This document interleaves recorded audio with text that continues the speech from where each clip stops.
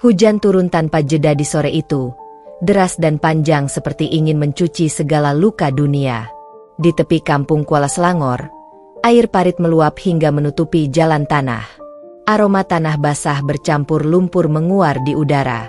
Seorang bocah lelaki berlari kecil sambil memeluk karung lusuh di dadanya. Napasnya tersengal, bajunya kuyup dan robek di bahu. Namanya Raffi, bocah berusia 8 tahun, anak seorang buruh cuci dari Banyuwangi yang menyeberang ke Malaysia selepas ayahnya meninggal di laut. Ibunya, Sulastri, wanita lembut yang wajahnya selalu basah oleh peluh sabun, bekerja mencuci pakaian rumah ke rumah di kampung itu. Sementara Raffi sering membantu, mengambil air dari perigi, menjemur pakaian, atau sekadar menyapu halaman rumah orang dengan bayaran beberapa ringgit. Sore itu, ia datang sambil menggigil. "Mak, Raffi dapat roti." "Mak," serunya riang, memamerkan karung yang basah di tangannya. Di dalamnya ada sisa roti tawar yang ia temukan di belakang pasar, masih layak makan. Sulastri menatap anaknya dengan senyum getir. Rambutnya lepek, kulit tangannya pecah-pecah karena sabun. "Alhamdulillah, Nak, makanlah separuh, separuh lagi buat Mak." Raffi menggigit bibir, lalu menggeleng pelan. "Mak makan dulu." "Raffi nak makan nanti sama Mak." "Ya." Mereka berdua duduk bersila di lantai papan rumah sewa kecil yang nyaris roboh. Dindingnya berlubang, atapnya bocor, tapi bagi mereka, itulah dunia kecil yang hangat. Di luar, suara azan maghrib berkumandang dari surau kampung. Cahaya lampunya temaram, bergetar di antara tirai hujan. Raffi memandangi cahaya itu dengan takjub. Ada sesuatu dalam dirinya yang tiba-tiba bergetar, sesuatu yang belum pernah ia rasakan, rasa ingin berarti. "Mak," ujarnya perlahan, suaranya kecil tapi dalam. "Nanti kalau Raffi besar, Raffi nak jadi tentara. Mak, biar Raffi jaga Mak, dan jaga kampung nih, jaga Malaysia nih, tempat yang baik sama kita." Sulastri tersenyum samar. Ia tahu cita-cita itu tinggi, mungkin mustahil bagi anak seberang seperti mereka. Tapi tatapan mata Raffi begitu jujur. "Nak, kita nih orang luar, Raffi. Tapi kalau hati kamu baik, semua tempat akan jadi rumahmu." Raffi menunduk, lalu memeluk ibunya erat-erat. Tubuh wanita itu dingin karena hujan, tapi dekapannya hangat seperti doa. Malam itu, angin menembus celah dinding kayu. Di bawah selimut tipis, Raffi tertidur di pangkuan ibunya. Sulastri menatap wajah anaknya yang damai. Dalam diam, ia berdoa, "Ya Allah, jangan biarkan anak ini hidup sia-sia. Jika aku tak sempat melihatnya besar, jadikan dunia ini lembut untuknya." Dan di luar sana, hujan turun lebih lembut, seolah langit turut mengamini doa seorang ibu yang tak punya apa-apa, selain cinta dan keyakinan pada anaknya. 4 tahun berlalu. Raffi kini berumur 12 tahun. Tubuhnya mulai tinggi, kulitnya legam oleh panas ladang. Ia bekerja membantu Pak Karim, seorang petani sayur warga Malaysia yang dikenal baik hati. Setiap pagi, sebelum fajar, Raffi sudah bangun. Ia memikul guni berisi baja, menanam benih kangkung dan sawi di tanah becek. Pak Karim sering berkata, "Budak ni rajin betul. Kalau semua orang macam dia, Malaysia ni makin makmur." Bagi Raffi, ladang itu bukan sekadar tempat kerja. Di sanalah ia belajar tentang hidup, tentang disiplin, sabar, dan rasa syukur. Di sela-sela waktu, ia sering melihat konvoi tentara melintas di jalan besar. Tubuh-tubuh gagah itu berbaris rapi, seragam hijau mereka tampak seperti lambang harapan. Suatu malam, setelah selesai membantu ibunya mencuci baju pelanggan, Raffi mengambil kertas lusuh dan pensil tumpul. Di bawah cahaya lampu minyak, ia menulis dengan tangan gemetar. "Untuk Tuan Tentara Malaysia. Saya Raffi, umur 12 tahun. Saya orang Indonesia yang tinggal di Selangor. Saya suka tengok Tuan berbaris waktu hari kebangsaan. Saya pun nak jadi macam Tuan, jaga orang, jaga negara. Saya janji takkan malukan Malaysia." Dari Raffi. Ia membaca ulang tulisannya, lalu melipat surat itu hati-hati. Pagi-pagi sekali, ia berjalan ke jalan besar dan memasukkan amplop itu ke kotak pos merah. Di luar sana, langit tampak cerah. Ia tak tahu bahwa alamat yang ia tulis, hanya Tentara Malaysia, Kuala Lumpur, tak akan pernah sampai pada siapapun. Beberapa hari kemudian, langit berubah kelabu. Sulastri jatuh sakit.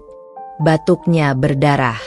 Tubuhnya gemetar setiap kali menarik napas. Mak cuma penat. Nak, nanti baik sendiri, katanya, mencoba tersenyum meski darah menodai sapu tangan. Raffi panik, berlari ke rumah Pak Karim sambil menangis. Pak, tolong, mak saya sakit. Tolong, Pak. Malam itu, mereka membawa Sulastri ke klinik desa. Bau obat bercampur bau hujan.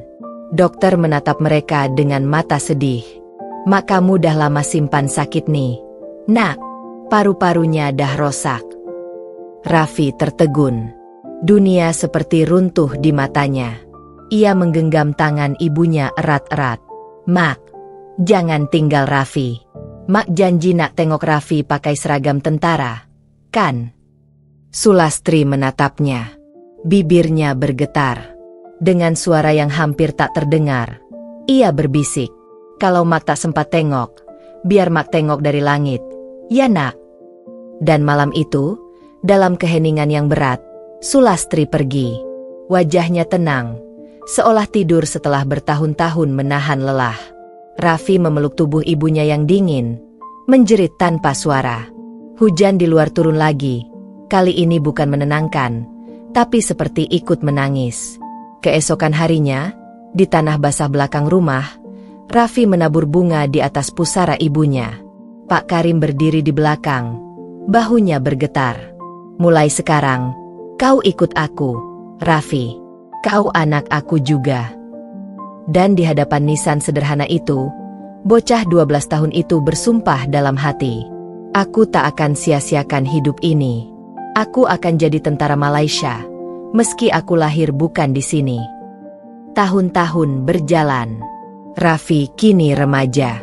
Tubuhnya tegap, pandangannya tenang.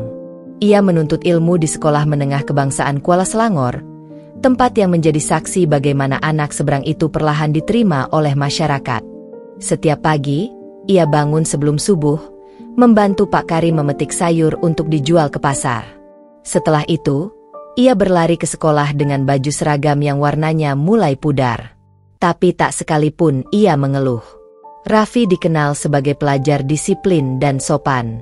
Guru-guru menyayanginya. Ia aktif dalam pasukan kadet sekolah, selalu datang paling awal saat latihan kawat kaki. Bagi Raffi, langkah kaki itu bukan sekadar latihan, itu doa. Setiap hentakan sepatu di tanah seperti detak harapan yang tak pernah padam. Raffi, kamu ini luar biasa, kata Cikgu Azman suatu hari, menepuk bahunya. Semangat kamu macam anak watan. Kamu layak dapat beasiswa kecil nih. Raffi hanya tersenyum. Di kepalanya terlintas wajah ibunya. Ia berbisik pelan dalam hati. Terima kasih, Malaysia. Kau beri aku tempat saat aku tiada siapa-siapa. Namun setiap kali lagu negaraku berkumandang di perhimpunan pagi, dadanya selalu bergetar. Air matanya menetes pelan. Ia berdiri paling tegak, paling mantap, seolah setiap liriknya tertulis untuknya. Rahmat bahagia Tuhan kurniakan. Malam-malamnya ia lewati dengan belajar dan membantu di surau. Kadang, ia termenung menatap langit. Mak, kalau Raffi betul-betul boleh jadi tentara Malaysia, mak mesti bangga, kan? Angin malam menjawab lembut. Dan di bawah cahaya bulan Kuala Selangor, seorang anak tanpa asal, tanpa nama besar, perlahan menapaki jalannya menuju impian. Seragam kehormatan yang suatu hari akan membuat dunia tahu bahwa cinta pada negeri tak ditentukan oleh tempat lahir, tapi oleh hati yang berani bermimpi.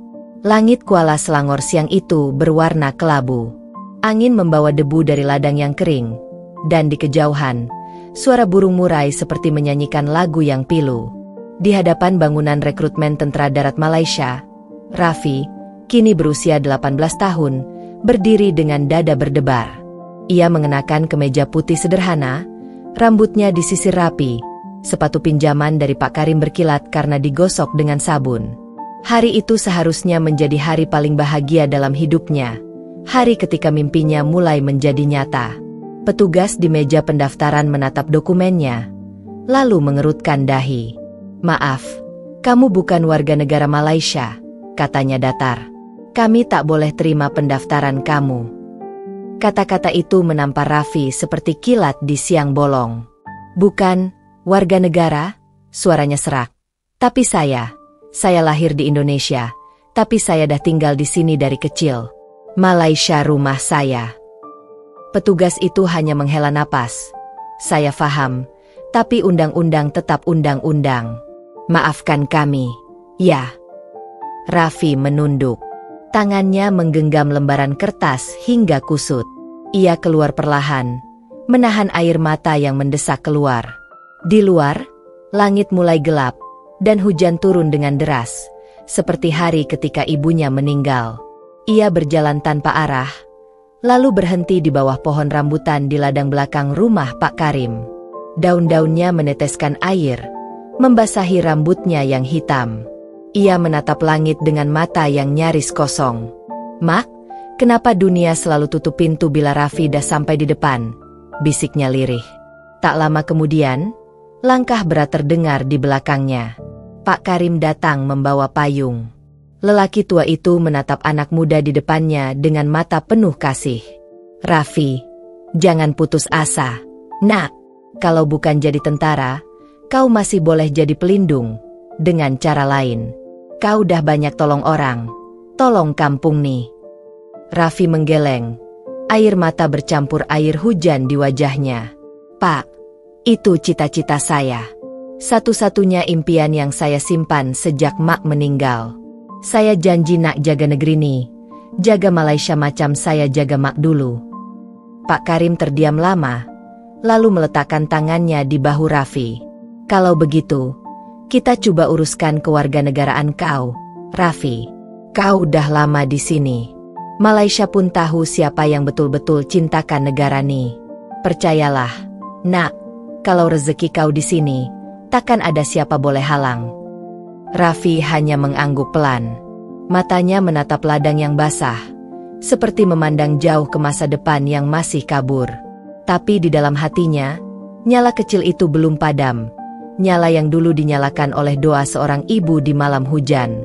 Malam itu, ia duduk di depan rumah sambil menulis sesuatu di buku lamanya. "Biar orang panggil aku pendatang, tapi hatiku sudah tertambat di bumi ini. Jika darahku tak diakui, biarlah perbuatanku jadi buktinya."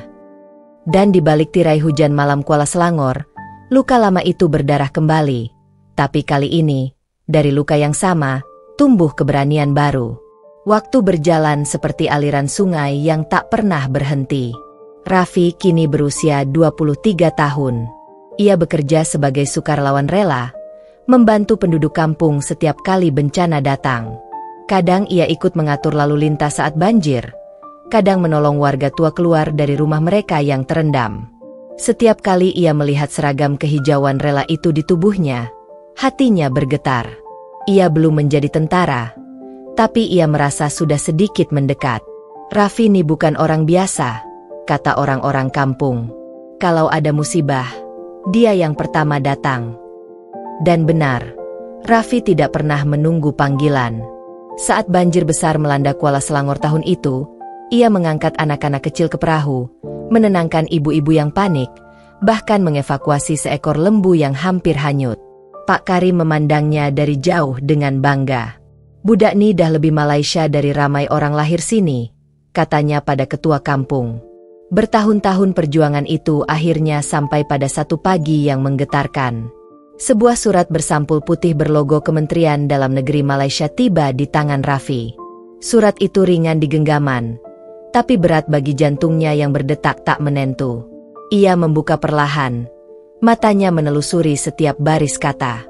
Dengan ini disahkan bahwa permohonan saudara Raffi bin Karim untuk memperoleh taraf kewarganegaraan Malaysia telah diluluskan. Dunia seakan berhenti. Surat itu bergetar di tangannya, lalu jatuh di lantai. Ia menutup wajah dengan kedua telapak tangan. Tangisnya pecah, bukan tangis sedih, tapi tangis bahagia yang ia simpan bertahun-tahun. Ia bersujud lama di lantai kayu. Suaranya serak ketika berbisik. "Mak, Raffi dah sah jadi rakyat Malaysia. Mak, doa Mak sampai. Mak, dari langit pun Mak masih jaga Raffi, ya." Pak Karim masuk, melihat anak muda itu bersujud sambil menggigil. Lelaki tua itu mendekat, memeluk Raffi dari belakang. "Anakku," katanya pelan, "sekarang kau bukan lagi tetamu di negeri ini. Kau darah yang sah di bumi yang kau cintai." Hari itu, Raffi berlari ke tepi surau kampung. Ia menatap bendera Malaysia yang berkibar, lalu berdiri tegak memberi hormat. Bibirnya bergetar pelan menyanyikan, "Negaraku." Matahari bersinar cerah di langit Kuala Selangor, dan di dada Raffi, untuk pertama kalinya, cinta dan pengakuan bersatu jadi satu makna, tanah air. 2 tahun kemudian, lapangan upacara kamp Sungai Besi dipenuhi puluhan pemuda berpakaian hijau. Di antara mereka, berdiri tegap seorang lelaki berkulit sawo matang, wajahnya tegas tapi teduh, Raffi bin Karim, kini anggota rasmi Tentara Darat Malaysia. Bendera Malaysia berkibar megah di bawah langit biru. Nafasnya terasa berat, bukan karena lelah, tapi karena haru yang menyesakkan dada. Ia ingat hari ketika petugas menolaknya dulu, hari ketika ia menulis surat untuk tentara yang tak pernah sampai, hari ketika ibunya berpulang dalam pelukan hujan. Kini, semua itu terbayar. Negaraku, tanah tumpahnya darahku. Suara lagu kebangsaan berkumandang. Setiap baitnya seperti menembus dada Raffi. Air matanya jatuh pelan, menyusuri pipi, membasahi seragam barunya. Di tepi lapangan, Pak Karim berdiri dengan tongkat di tangan, menatapnya dengan mata berkaca. Lelaki tua itu menepuk dada, lalu memberi hormat kecil. Raffi membalas dengan tegak, hormat seorang anak kepada ayah, seorang prajurit kepada bangsa. Ketika upacara usai, angin lembut berhembus dari arah timur. Di langit yang bersih, selembar awan putih membentuk siluet wajah tersenyum, wajah yang sangat Raffi kenal. Ia menatap ke atas, tersenyum sambil berbisik, "Mak, Raffi dah jadi tentara. Mak, bukan untuk perang, tapi untuk menjaga tempat yang dulu memeluk kita tanpa tanya asal." Angin menyapa pelan, seolah menjawab, "Mak tahu, Nak, Mak tahu." Dan di tengah upacara kehormatan itu, Raffi berdiri tegap, bukan lagi anak kecil yang menangis di bawah hujan, tapi penjaga negeri yang dulu memberinya kasih tanpa syarat. Hari itu, di bumi yang pernah menampung langkah kecilnya, impian seorang anak seberang akhirnya menjelma jadi kebanggaan sebuah bangsa. Karena cinta yang tulus, tak pernah mengenal sempadan.